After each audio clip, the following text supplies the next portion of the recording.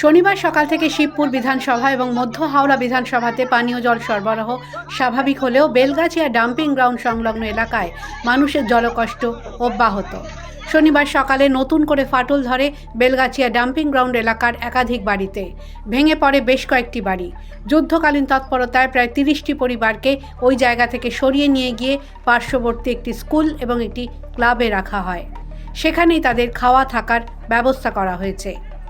এলাকায় বেশ কয়েকটি রাস্তাও ভেঙে যায়, উপড়ে পড়ে ইলেকট্রিক পোস্ট। জল নেই, মাথার উপর ছাদ নেই, বিদ্যুতের খুঁটি উপড়ে পড়ে বন্ধ বিদ্যুৎ সরবরাহ। ক্ষোভে ফুঁসছেন এলাকার মানুষ।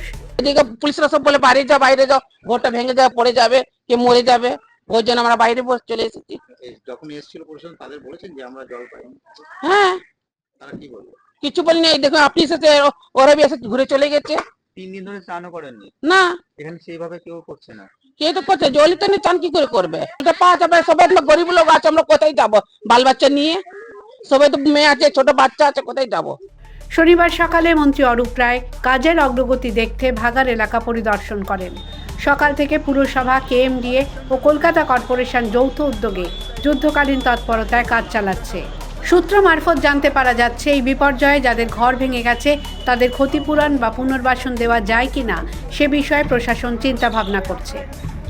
উত্তর হাওড়ার বিস্তীর্ণ এলাকায় পানীয় জলের যে লাইন, তার সঙ্গে বেনারস রোড দিয়ে যে লাইন করা হয়েছে সেটি সংযুক্তিকরণের কাজ চলছে। শেষ হতে এখনও 48 ঘন্টার মতো সময় লাগবে বলে মনে করা হচ্ছে। এই পরিস্থিতিতে কলকাতা এবং হুগলি পুরসভা থেকে পানীয় জলের গাড়ি উত্তর হাওড়ার বিভিন্ন স্থানে পাঠানো হচ্ছে। ভাগাড় এলাকার বাসিন্দাদের জন্য পানীয় জলের বিকল্প ব্যবস্থা করা হয়েছে।